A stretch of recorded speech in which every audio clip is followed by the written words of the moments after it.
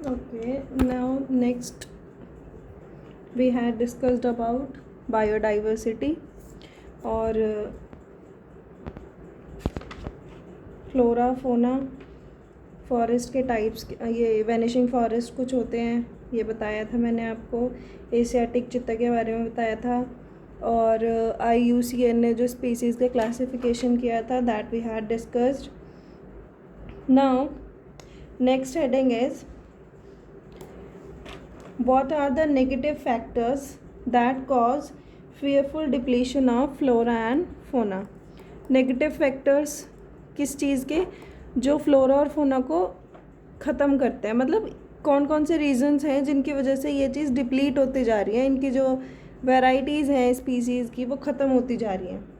ठीक है, तो इसमें भाई कॉमनली बहुत सारे रीजंस हो सकते हैं, कितने भी बता दो तुम, कोई दिक्कत नहीं है।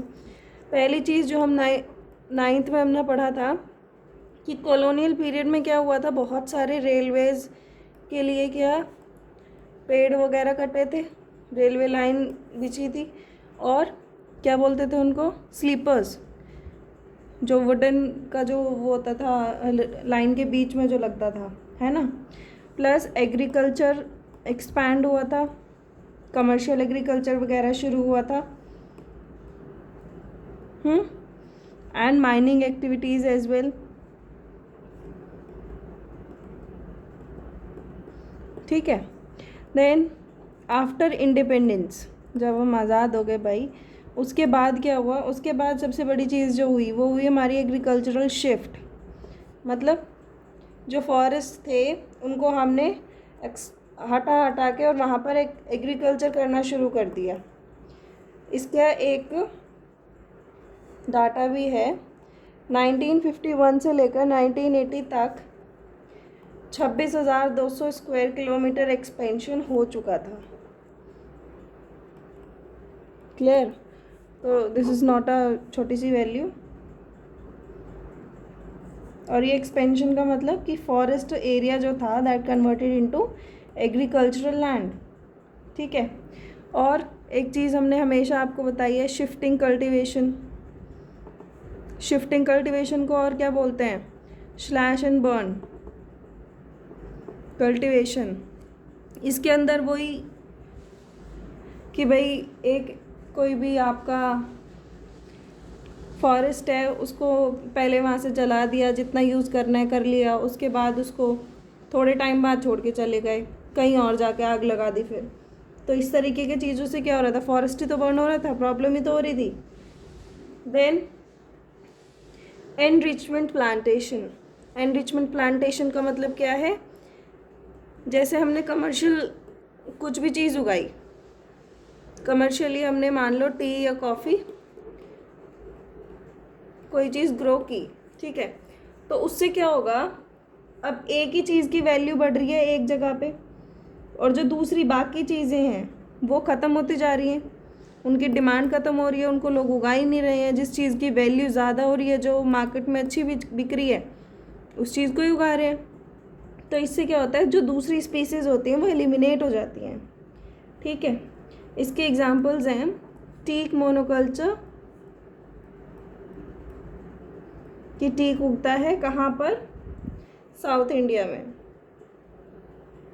ठीक है, एंड चेयर पाइन, और इसका बायोलॉजिकल नेम है पेनस रॉक्सबर्गी, और ये कहाँ मिलता है, इट इज़ इन हिमालयाज। और इसकी वजह से मतलब इसका प्रोडक्शन इंक्रीज़ करने के लिए कौन कौन सी चीज़ें डिप्लीट हुई हैं, Himalayan oak and rhododendron forest. ठीक है, तो इस तरीके से क्या करना है आपने, थोड़ी थोड़ी चीज़ें, थोड़े छोटे छोटे पॉइंट्स जो हैं वो लर्न कर लेने हैं कि भाई इनके फैक्टर्स क्या रहे हैं। अगर टाइम पे फैक्टर्स आपको ये वाले याद ना है तो you can have common factors as well. Then fifth point is large scale development programmes.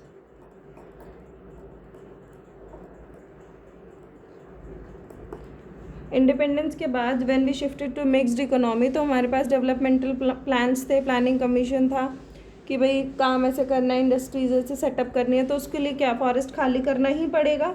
And we have some river valley programmes as well, dam construction programmes होते हैं, है ना. जैसे कि for example Narmada Sagar project,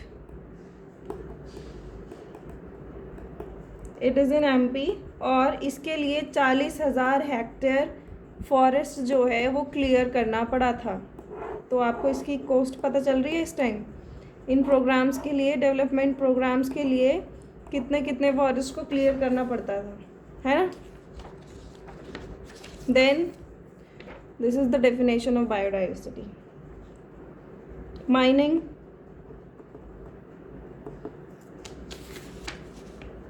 है ना.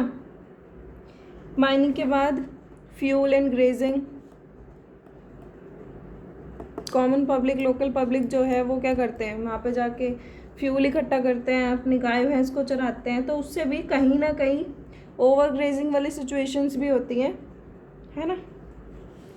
देन इंडस्ट्रियलाइजेशन, और industrialisation के साथ साथ अर्बन इकोनॉमी. इंडस्ट्रीज़ के पास में क्या होगा, फिर लोग रहना शुरू कर देंगे, लेबर, और फिर क्या होगा वहाँ पर अर्बनाइजेशन भी शुरू हो जाएगा, है ना.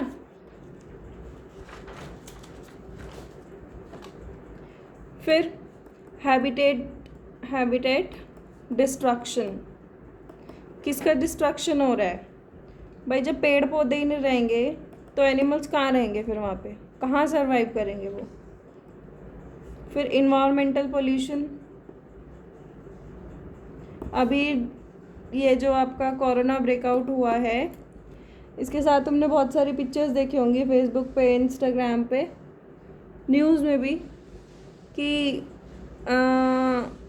हरिद्वार का पानी बहुत साफ़ हो गया, गंगा पूरी साफ़ हो गई है, नेचुरली हो रही है. और ये चीज़, और इसके पीछे हमने इतना खर्चा गवर्नमेंट ने कर दिया था कि भाई इतने करोड़ का प्लान और ये प्लान.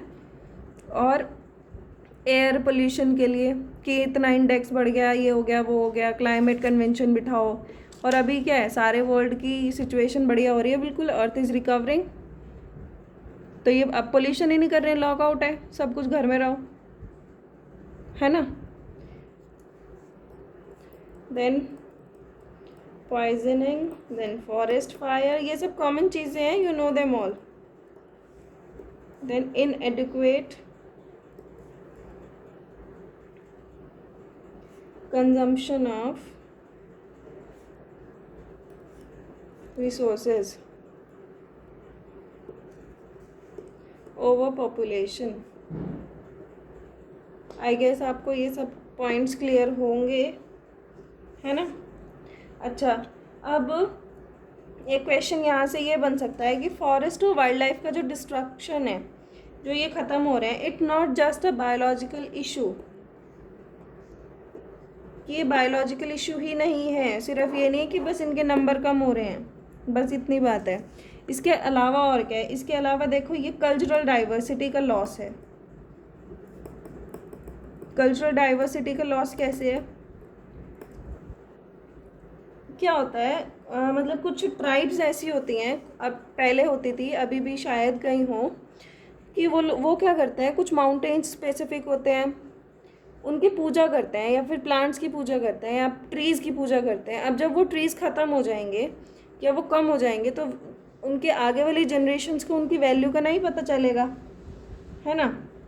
प्लस फॉरेस्ट डिपेंडेंट जो कम्युनिटीज़ होती हैं, कि जिनका पूरा खर्चा, पूरा सब कुछ डिपेंडेंट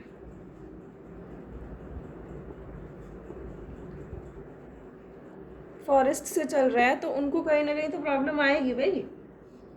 जैसे हमने पढ़ा था क्लास 9th में, आपको याद हो तो, कि जब ब्रिटिश ने फॉरेस्ट को रिज़र्व कर लिया था, तो जो यहाँ की ट्राइब्स थी इंडिया की, और जो फ्यूल फॉडर के लिए जो आसपास के लोग जाते थे, उन्हें क्या क्या प्रॉब्लम्स हो रही थी, है ना. और वुमेन जो हैं, they are more affected than men. क्यों? क्योंकि यहाँ क्या होता है कि वुमेन की रिस्पॉन्सिबिलिटी जो है वो ज़्यादा होती है towards fuel, fodder and water, कि भाई चूल्हा कैसे जलाना है, पानी कहाँ से लाना है। अब पानी के लिए कभी कभी उन्हें होता है कि भाई 10-10 किलोमीटर की वॉक करनी पड़ जाती है। अब 10 किलोमीटर की वॉक करने का क्या मतलब है, उनका काम इंक्रीज़ हो रहा है, उनके वर्क आवर्स बढ़ रहे हैं, है ना। और some time it may lead to serious health problems as well, ठीक है। तो इस तरीके से क्या होता है, जो डिग्रेडेशन है वो बहुत जगह पर हमें नुकसान पहुंचा रहा है, not only to forest dependents बल्कि to common public as well, ठीक है। इसीलिए we have lots of convention, climate convention और इन्वायरमेंट प्रोटेक्शन एक्ट, फलाना ढिमकाना, बहुत सारी चीज़ें होती हैं, ठीक है।